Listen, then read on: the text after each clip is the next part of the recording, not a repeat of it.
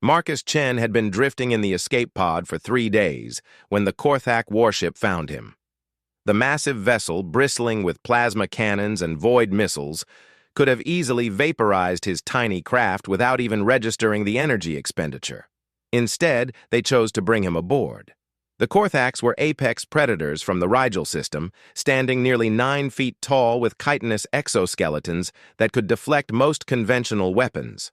Their forearms ended in razor-sharp claws, and their compound eyes could track multiple targets simultaneously. They had conquered 17 star systems in the past decade, and Earth had been their latest victim. Marcus remembered the burning cities, the screaming civilians, the futile resistance of Earth's military. He had been a maintenance engineer on the orbital station Harmony when the attack began. While others fought desperately or fled in terror, Marcus had done what he always did. He had watched, listened, and learned. Commander Zeth Ka of the Korthak Third Fleet looked down at the human specimen with mild curiosity. The creature was pathetically small, barely reaching his chest plate even if standing. Its soft pink skin showed no natural armor, its tiny hands lacked claws, and it possessed only 2 arms instead of the proper 4. How such a weak species had even survived to develop space travel was beyond comprehension. "You are the last of your kind aboard this vessel," Zeth Ka informed Marcus through the universal translator. "Your fellow humans proved disappointing." Marcus kept his expression neutral, though his heart raced. He had seen the other prisoners when they dragged him through the ship's corridors, the interrogation rooms, the disposal chutes. The Korthaks weren't just conquering humanity. They were studying them, dissecting them, learning everything they could before complete extermination. "I want to make you an offer," the commander continued, his mandibles clicking with amusement. "Serve us faithfully, help us understand your species' weaknesses, and we will grant you the honor of dying quickly rather than slowly." Marcus raised his head to meet those multifaceted eyes. "What kind of service?" "You claim to be an engineer. Our ship has developed some minor technical difficulties since the conquest of your world. Perhaps your inferior technology can still provide some useful insights." The truth was more complicated than Zeth Ka let on. The Korthak ship had suffered significant damage during Earth's final defense. Several human weapons had proven unexpectedly effective, and stranger still, their computer systems had been infiltrated by some kind of adaptive virus that kept evolving faster than their technicians could counter it. 3 of their secondary power cores had mysteriously gone offline, and life support was functioning at only 70% capacity. Marcus nodded slowly. "I'll help, but I want to see the problems firsthand, not just work from descriptions." Zeth Ka's laugh was like grinding metal. "Amusing. The prey wishes to inspect our ship. Very well. But know that you will be watched every moment. Any attempt at sabotage will result in your immediate execution, followed by the torture of whatever human settlements still survive." Marcus felt a chill at those words. There were still human survivors. The knowledge changed everything. They assigned him quarters, a cramped storage compartment barely large enough for his body. 2 guards flanked him at all times, massive Korthak warriors whose claws could shred him in seconds. They gave him access to their engineering decks, but only under constant supervision. For the first 2 days, Marcus played the part perfectly. He examined their systems with appropriate awe and confusion, asked basic questions about their technology, and made small, obvious suggestions that any competent engineer might offer. The Korthaks grew more confident that they had correctly assessed his species' limitations. But while he worked, Marcus was doing something the Korthaks couldn't comprehend. He was thinking like a human. Humans, unlike most species the Korthaks had encountered, were persistence hunters. They didn't rely on overwhelming strength or speed. They observed, adapted, and found weaknesses others missed. They turned their enemies' advantages against them. Marcus began to understand the ship's systems not just mechanically, but strategically. He noted the redundancies, the critical failure points, the elegant efficiency that was also a fatal vulnerability.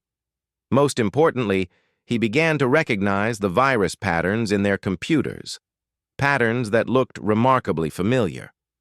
Earth's last gift to the galaxy wasn't a weapon or a message. It was something far more dangerous to a species that had never learned to expect the unexpected. It was human ingenuity embedded in their own systems, learning and adapting with every passing hour. Marcus smiled to himself as he worked, careful to keep the expression hidden from his guards. The Korthax had made the same mistake as every other predator that had underestimated humanity throughout history. They thought being alone made him weak. They didn't realize it made him desperate, and desperate humans were the most dangerous force in the universe. By the end of his first week aboard the Korthak vessel, Marcus had gained access to 12 different engineering sectors. His apparent bumbling competence had convinced his captors that he posed no real threat. Chief Engineer Vrak Tor even began explaining their superior technology to him, taking evident pleasure in displaying Korthak intellectual superiority. "Your primitive fusion reactors are like burning sticks compared to our quantum cascade cores," Vrak Tor boasted, his 4 arms gesticulating proudly. "Each core generates enough power to supply an entire human city." Marcus nodded with appropriate amazement, while mentally calculating energy distribution patterns. The cores were incredibly efficient, but they required perfect harmonic balance. Disrupt that balance, and the cascade would collapse catastrophically. More importantly, the cores were controlled by the same computer networks that the Earth virus had infected. "Fascinating," Marcus said, playing his role. "How do you prevent harmonic interference between multiple cores?" The question pleased Vrak Tor immensely. For the next hour, he detailed their stabilization systems, completely unaware that he was providing a roadmap for their destruction. Marcus asked simple, seemingly innocent questions that revealed critical vulnerabilities in their ship's design. The Korthax had built their technology around the assumption that they would always face inferior opponents. Their security systems were designed to repel external attacks, not internal sabotage. Their redundancies protected against battle damage, not systematic infiltration. Most fatally, their entire command structure assumed that any subordinate species would be too stupid to truly understand Korthak technology. Meanwhile, the virus continued its work. Marcus had recognized it during his 3rd day. It was based on an adaptive AI system he had helped develop on Earth, designed to infiltrate and map alien computer networks. The brilliant programmers at Earth Defense Command had created something that could evolve faster than most civilizations could adapt, learning from every defensive measure thrown against it. The virus wasn't trying to destroy the ship's systems directly. Instead, it was mapping everything, learning how each component connected to every other, building a complete blueprint of Korthak technology. More cunningly, it was creating dormant backdoors that could be activated later, hidden so deep in the code that even the Korthak's best technicians couldn't find them. Marcus began leaving subtle markers in the ship's systems, small modifications disguised as repairs. To the Korthax, they looked like crude human patches on superior technology. In reality, each marker was a signal to the virus, guiding it toward the most critical systems while avoiding detection. Commander Zeth Ka observed the humans' progress with growing satisfaction. The creature was proving useful in small ways. Its suggestions had improved power efficiency in the lower decks by 3%, and it had identified a minor flaw in the atmospheric recyclers that could have caused problems later. Most importantly, it was completely compliant, showing proper fear and respect for Korthak superiority. "The human continues to serve adequately," he reported to Fleet Admiral Kethra during their weekly communication. "Its knowledge is primitive but occasionally insightful. I recommend we keep it alive until we reach the Centauri colonies." The Admiral's image flickered on the quantum communicator. Excellent. The other fleets report that human slaves are proving surprisingly adaptable. Their weakness makes them ideal for dangerous maintenance work that would risk valuable Korthak lives. Marcus, listening through the virus's network infiltration, learned something that made his blood freeze. Centauri colonies, human settlements that had survived the initial assault. The Korthaks weren't just conquering Earth, they were systematically hunting down every human outpost, every colony ship, every refuge throughout the galaxy. That night, alone in his cramped quarters, Marcus made his decision. The time for passive observation was ending. The Korthaks had given him access to their most critical systems while completely underestimating his capabilities. They thought they understood humanity's limitations, but they had never encountered a human engineer with nothing left to lose. Marcus began Phase 2 of his plan. During his maintenance rounds, he started making more significant modifications. He rerouted power conduits through auxiliary systems, created feedback loops in their sensor arrays, and installed what appeared to be safety improvements, but were actually preparation for something much more ambitious. The virus, responding to his coded signals, began preparing its dormant protocols. Hidden subroutines awakened throughout the ship's network, each one a time bomb waiting for activation. The Korthak's own superior technology became the vehicle for their downfall. Chief Engineer Vrak Tor noticed the increased activity, but interpreted it as expected progress. "The human learns quickly for its species," he reported. "Perhaps we should acquire more of them before the final extermination." Marcus smiled grimly as he worked. The Korthaks had made the mistake of thinking that individual prowess was the only measure of a species' worth. They had never encountered a civilization where a single person could carry the collective knowledge and determination of their entire race. Human engineers weren't just technicians, they were problem solvers, trained to work with limited resources and impossible constraints. They had learned to be resourceful because Earth had always been a world of scarcity compared to the abundance of other civilizations.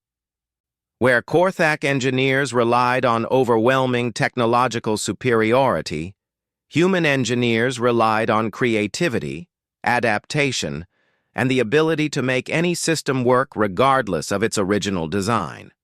As Marcus worked late into the ship's night cycle, he thought about the colonies still out there, the humans still fighting, still hoping for rescue. The Korthaks had captured him thinking they had taken a prize. They didn't realize they had invited their greatest threat directly into their heart. Tomorrow would begin the final phase. Tomorrow they would learn what happened when you underestimated not just a human, but a human with a cause. Marcus began his shift on the 10th day with a routine maintenance check that would change everything. As he approached the primary quantum cascade core, his Korthak guards flanking him as usual, he made a subtle gesture that appeared to be nothing more than adjusting his work tablet. In reality, he had just activated the virus's awakening protocol. Throughout the ship, dormant subroutines stirred to life. Hidden pathways opened. Carefully planted back doors began their work. The first sign of trouble came 20 minutes later. Chief Engineer Vrak Tor received an alert from the navigation systems. Minor fluctuations in the stellar positioning array. Nothing dangerous, just an annoying glitch that would require investigation. As he dispatched a repair team, 3 more alerts chimed across his board. Environmental controls showing inconsistent readings, weapons systems reporting phantom energy drains, and communication arrays experiencing intermittent static. Marcus continued his work with apparent calm. But inside, he felt the ship's heartbeat changing. The virus had spent 10 days learning every system, every connection, every weakness. Now it was beginning its symphony of chaos, each note carefully orchestrated to create maximum confusion without triggering immediate alarm. "Human," one of his guards, Keth Tor, spoke suddenly. "The air circulation has become irregular. Is this normal for your maintenance work?" Marcus looked up with practiced confusion. I'm only working on the power coupling here. Maybe someone else is doing atmospheric maintenance. It was a perfect lie because it contained enough truth to be believable. The atmospheric systems were indeed being affected, but not by any official maintenance. The virus was subtly altering pressure readings, creating false redundancy reports, and gradually shifting the environmental controls toward human optimal settings while making it appear like random fluctuations. Commander Zeth Ka received the first serious alert 3 hours later. Multiple systems across the ship were experiencing minor malfunctions. Nothing critical yet, but the pattern was unusual. In his experience, battle damage created focused problems, while system aging caused predictable failures. This scattered array of minor issues suggested something else entirely. Could this be related to the humans' work? He asked Vraktor during an emergency briefing. The chief engineer's mandibles clicked dismissively. Impossible. The creature barely understands our most basic systems. Its modifications have been simple and beneficial. Besides, these problems are occurring in sectors it has never accessed. That was exactly what Marcus had counted on. The Korthak's prejudices made them blind to possibilities their culture couldn't accept. They couldn't imagine that a primitive human might be capable of understanding their technology well enough to subvert it. The virus, meanwhile, had begun Phase 2 of Marcus's plan. Deep in the ship's core systems, it started creating cascading inefficiencies. Each quantum cascade core required precise harmonic balance to maintain stable operation. The virus began introducing tiny variations in the control frequencies, changes so small they appeared to be normal fluctuation, but accumulating toward a critical threshold. Marcus felt the ship's vibration change as he worked. The steady thrum of the engines developed subtle irregularities that only someone intimately familiar with mechanical systems would notice. His guards remained oblivious, but Marcus could read the ship's distress like a symphony of engineering failure. By the afternoon watch, Vraktor was facing a crisis he didn't understand. Power efficiency had dropped to 80%. Life support was struggling to maintain proper atmosphere in 17 compartments, and the navigation computer kept requesting manual confirmation for routine calculations. Worse, every attempt to diagnose one problem seemed to create new glitches elsewhere. "Shut down all non-essential systems," Zeth Ka ordered. "Focus power on critical operations only." The command played directly into Marcus's hands. As the Korthaks reduced their system redundancies, they made themselves more vulnerable to the virus's true assault. Hidden subroutines activated deeper within the ship's infrastructure, targeting systems that the Korthaks now had no choice but to rely upon completely. Marcus received new assignments as emergency maintenance crews were deployed throughout the ship. Instead of being confined to low-priority sectors, he was now given access to primary systems that had been off-limits before. His guards, distracted by the growing crisis, paid less attention to his specific actions. In the primary computer core, Marcus made his most critical modification yet. Under the pretense of installing a diagnostic routine, he introduced a small program that would appear completely benign to Korthak analysis. In reality, it was the virus's final evolution, a sleeper agent that would give him direct control over every system he had mapped during the past 10 days. The transformation wasn't immediately obvious. Marcus continued to play his role as a helpful but limited human engineer. He offered simple solutions to obvious problems, asked basic questions about Korthak systems, and maintained his facade of harmless incompetence. But beneath the surface, he was conducting an orchestra of technological warfare that the Korthaks couldn't even perceive. That evening, as the ship limped through hyperspace toward the Centauri system, Commander Zeth Ka made a decision that would prove to be his final strategic error. Frustrated by the mounting technical problems and convinced that human technology might offer some crude but effective solutions, he granted Marcus expanded access to critical systems. The human's primitive approach might provide insights our sophisticated analysis has overlooked, he told his senior staff. Sometimes the simplest solutions are the most effective. Marcus accepted this new responsibility with appropriate gratitude and humility. Inside, he felt the pieces of his plan clicking into place with mechanical precision. The Korthax had just given him the keys to their own destruction, and they had done it because they were absolutely certain that no human could possibly threaten their technological supremacy. As he prepared for sleep in his cramped quarters, Marcus thought about the human colonies still fighting for survival across the galaxy.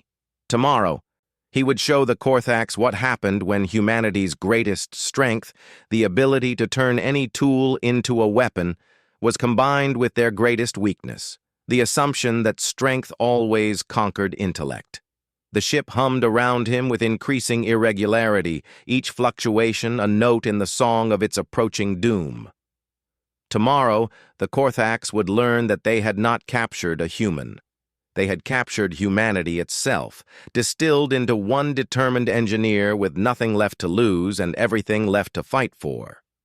Marcus began the 11th day by arriving early to the Quantum Cascade Control Center. The Korthax technicians were exhausted from fighting system failures all night, and they barely glanced at the human as he began what appeared to be routine diagnostic work. None of them noticed when he placed his hand on the primary control interface and quietly spoke a single word: execute. The response was immediate and devastating. Every system Marcus had touched, every circuit he had modified, every backdoor the virus had created, activated simultaneously. But this wasn't random destruction. It was surgical precision applied with overwhelming force. The weapons arrays turned inward, targeting the ship's own critical systems. The navigation computers began broadcasting the ship's location and defensive capabilities to every frequency in known space. Most critically, the quantum cascade cores started a controlled harmonic failure that would leave the ship dead in space within minutes. Commander Zethka was in his command chamber when every alarm on the ship began screaming at once. His tactical displays showed impossible readings, systems failing in patterns that suggested coordinated sabotage rather than mechanical failure. But that was impossible. Only Korthax had access to critical systems, and no human could understand their technology well enough to cause this kind of damage. Then his communication system crackled to life with a voice that chilled him to his core. Marcus Chen, speaking with calm authority from the engineering deck. "Attention, Korthax Command. This is Chief Engineer Marcus Chen of the Terran Defense Forces. Your ship is now under my control." Vraktor's mandibles clicked in disbelief as he stared at his engineering displays. Every system showed the human's access signature. Every critical function now responded to his commands rather than Korthax controls. "Impossible," he whispered. The creature barely understood basic power coupling. Marcus's voice continued through the ship's communication system, no longer the confused, submissive tone the Korthax had grown accustomed to. "For the past 11 days, you've demonstrated why your empire is doomed to fail. You judge entire species by your own limitations. You assume that different means inferior. Most fatally, you believe that individual strength is the only measure of worth." The lights dimmed throughout the ship as Marcus redirected power according to his own priorities. Life support remained stable, but weapons systems went offline. The engines continued functioning, but navigation responded only to his commands. He had transformed their greatest warship into his personal vessel without firing a single shot. "You see, there's something you never understood about humans," Marcus continued, his voice echoing through corridors where Korthax warriors stood paralyzed by their technological helplessness. "We don't just engineer machines, we engineer solutions. And sometimes, the most elegant solution is to let your enemies defeat themselves." Commander Zethka tried to activate emergency protocols, but the ship's computers politely informed him that those systems were no longer available. Every command he attempted was met with the same response. Access denied. Authorization required from Chief Engineer Chen. The realization struck him with crushing force. The human hadn't just sabotaged their ship. He had taken it completely, turning 1,200 years of Korthak engineering advancement into a weapon against them. And he had done it using their own prejudices as his primary tool. Marcus appeared on the main display screen, no longer the submissive prisoner they had captured. He stood in their primary engineering bay with the confidence of someone who had complete control over every system around him.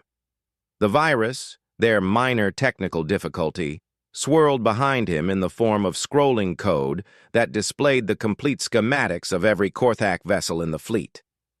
The virus you've been fighting isn't random malware, Marcus explained. It's an adaptive intelligence designed by Earth's greatest programmers. For 11 days, it's been learning everything about your technology, your tactics, your weaknesses. Now, it's broadcasting that information to every human resistance cell in the galaxy. The implications hit the Korthak command crew like a physical blow. Their technological advantage, the foundation of their entire empire, was being transmitted to their enemies in real time. Every secret, every weakness, every critical vulnerability was now available to the scattered human forces they had dismissed as primitive remnants. But here's what you really never understood, Marcus said, his voice carrying the weight of humanity's fury. You thought capturing me meant you had won a prize. You never realized that every human carries the knowledge and determination of our entire species. We don't fight as individuals, we fight as humanity itself. Marcus activated the ship's quantum communicator, broadcasting on every channel the Korthak fleet used. His message went out to 17 different star systems, dozens of Korthak vessels, and most importantly, to the human colonies they were approaching. This is Chief Engineer Marcus Chen aboard the captured Korthak vessel Zeth Ka's Pride. I am transmitting complete technical specifications for all Korthak technology, tactical information about fleet movements, and strategic intelligence about their empire's infrastructure. The war is far from over.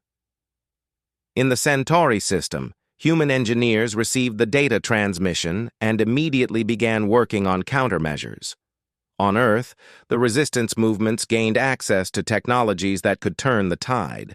Throughout the galaxy, scattered human settlements suddenly had the intelligence they needed to fight back effectively.